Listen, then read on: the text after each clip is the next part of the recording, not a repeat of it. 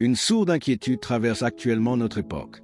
Elle se manifeste par une oppression thoracique que le rythme de travail ne suffit pas à expliquer ou par une agitation intérieure indépendante de la fatigue physique. De nombreuses âmes partagent la certitude que le monde converge vers un dénouement majeur, bien plus imminent que ne le laissent transparaître les gros titres des médias. Dans ce contexte, les déclarations attribuées à la vidante Mirjana et les exhortations du Père Petard acquièrent une résonance et une urgence inédites. Bien que ces avertissements ne soient pas nouveaux, le moment précis où ils atteignent le croyant détermine leur impact spirituel, car il existe des messages que l'humanité entend puis oublie, et d'autres qui surviennent à l'instant exact où l'esprit est mûr pour en accueillir la substance. Chaque interaction numérique sur ce message n'est pas un simple geste devant un écran, mais une semence déposée dans le champ spirituel de ce monde. Pensez à cliquer sur « J'aime » et à vous abonner pour permettre à ces paroles de rejoindre une âme égarée. Laissez également en commentaire votre élan d'amour envers notre Mère Céleste. Dans ses récents rappels à l'ordre, le Père Petard insiste sur la nécessité absolue de sanctifier l'espace le plus intime de nos habitations, la chambre à coucher, le lieu même où s'accomplit notre repos. Le sommeil constitue en effet une phase de profonde vulnérabilité humaine, un moment où la vigilance de la conscience s'efface pour laisser l'esprit plus exposé aux influences invisibles. La reine de la paix a toujours manifesté à Medjugorje une clarté limpide quant à l'urgence de protéger les foyers chrétiens, réclamant la présence d'images sacrées, la Bible ouverte sur les tables, l'usage de l'eau bénite et la prière avant le repos. Quelle est la nature de cette directive spécifique et surprenante concernant l'emplacement du chapelet? La consigne transmise par le prêtre croate ne consiste pas à déposer le chapelet de manière fortuite sous le lit, à la façon d'un objet ordinaire oublié dans un tiroir, mais à accomplir ce geste avec une intention claire, soutenue par une prière délibérée. Il s'agit d'invoquer formellement la protection divine sur le sommeil, les songes et l'âme qui s'apprêtent à repousser dans cet espace durant les heures nocturnes. Les mystiques, les saints et les docteurs de l'Église ont toujours enseigné que le sommeil représente un véritable territoire de combat spirituel, une période où l'ennemi tente de s'approcher des consciences affaiblies. C'est durant ces heures d'inactivité que les angoisses, les frayeurs nocturnes et les pensées parasites s'infiltrent le plus aisément dans l'esprit. Notre Mère Céleste discerne parfaitement les périls de l'époque actuelle et les courants spirituels qui cherchent à dérober la paix et la force des croyants, dont l'action quotidienne est indispensable pour maintenir la lumière de la foi au sein d'une société obscurcie. Déposer le chapelet sous le lit ne relève en rien de la magie ou d'un rituel superstitieux, mais d'un acte de foi conscient plaçant le plus puissant instrument d'intercession mariale au cœur même de notre vulnérabilité. Cette démarche de piété produit des fruits concrets dans l'ordre de la grâce, restaurant une sérénité profonde et la certitude d'une garde invisible durant la nuit. L'Écriture sainte confirme cette promesse de paix accordée au juste durant son sommeil, loin des terreurs de l'ombre. Dans le livre des Proverbes, au chapitre 3, verset 24, l'Esprit Saint nous délivre cette assurance. Si tu te couches, tu seras sans crainte, et quand tu seras couché, ton sommeil sera doux. Cette sentence divine valide l'abandon confiant du chrétien. De quelle manière, dès lors, cette exigence de protection s'articule-t-elle avec la date symbolique du 21 juin 2026 mise en avant par le Père Petard? L'association de cette consigne spirituelle à la date du 21 juin 2026 s'inscrit dans une fine compréhension des rythmes temporels et des réalités contemporaines.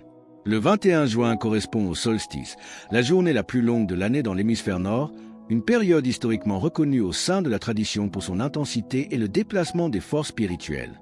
L'Église a toujours enseigné qu'il existe des moments de vigilance accrue où le voile entre le monde visible et les réalités invisibles s'affine, rendant la protection divine d'autant plus nécessaire pour préserver l'harmonie des foyers chrétiens. Au-delà de la symbolique astronomique, le Père Petard met en garde contre une accélération majeure des événements en cette période de l'année 2026.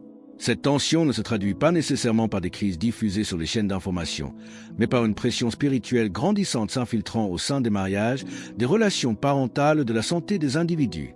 Face à cette entreprise de déstabilisation des familles, la Vierge Marie déploie sa sollicitude, mais son action requiert la coopération active et le consentement libre de ses enfants. De nombreux fidèles ressentent cette lourdeur thoracique inexpliquée et cette appréhension face à l'avenir que les analyses rationnelles ne parviennent pas à dissiper, se réveillant fatigués au plus profond de leur âme. Si vous reconnaissez en vous cette usure spirituelle et que vous choisissez aujourd'hui d'ouvrir la porte de votre intimité à la grâce mariale, manifestez votre engagement en inscrivant « Amen » dans les commentaires ci-dessous.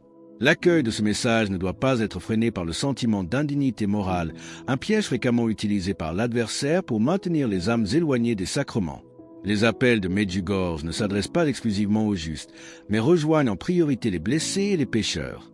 Comment cette démarche de sanctification de la chambre à coucher permet-elle d'initier un authentique processus de conversion quotidienne?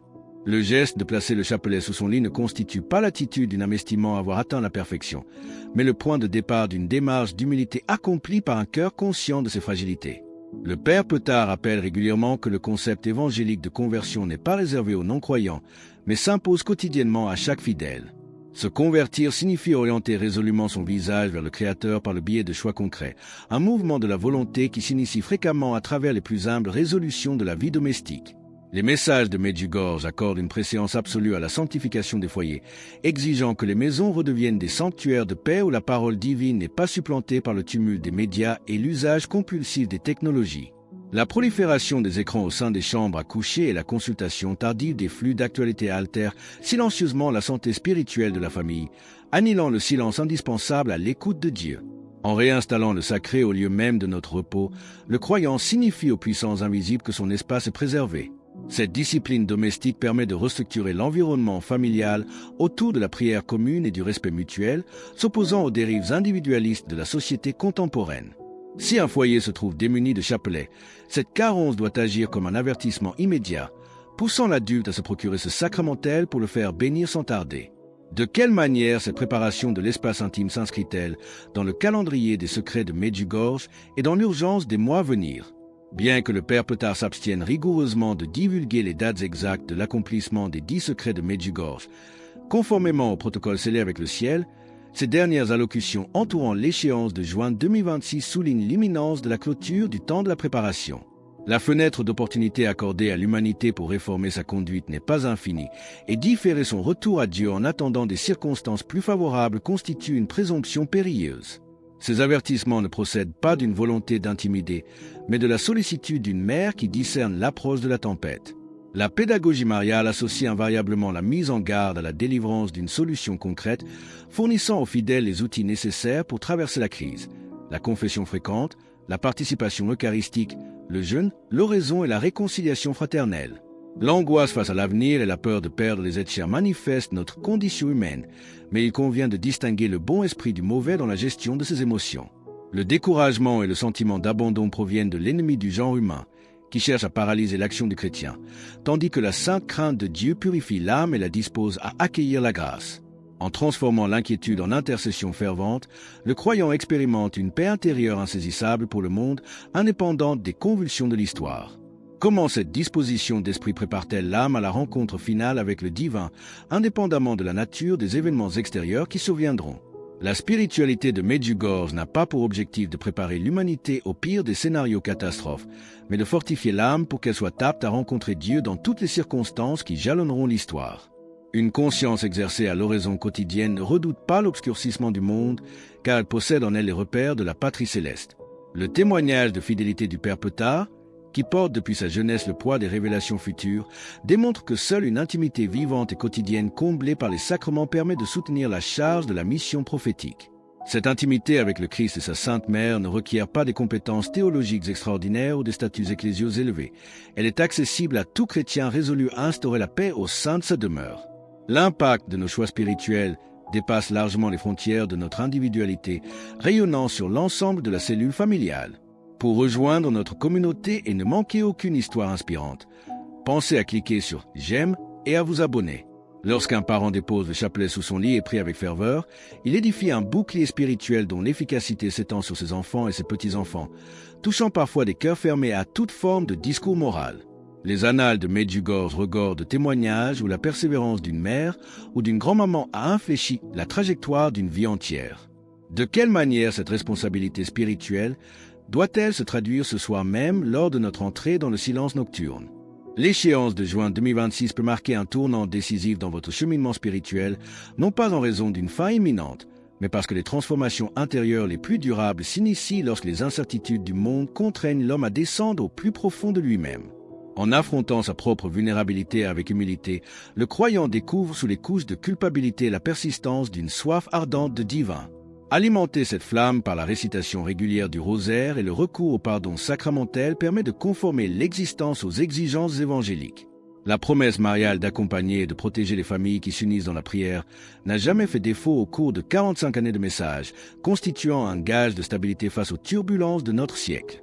En fuyant les bruits superflus pour consacrer la fin de nos journées à l'oraison silencieuse, nous permettons à la paix du Christ de régner au sein des foyers. C'est dans cette fidélité aux petites vertus quotidiennes que réside la force de l'Église domestique, prête à témoigner de l'espérance chrétienne devant les nations. Alors que nous concluons sur ce choix crucial et cette transformation à opérer, nous vous invitons à déclarer votre foi. Commentez « Jésus est roi ci-dessous » pour affirmer cette vérité avec nous. Et votre parcours ne doit pas s'arrêter ici. Cliquez sur la vidéo qui apparaît maintenant sur votre écran pour un autre message puissant que nous avons préparé pour vous.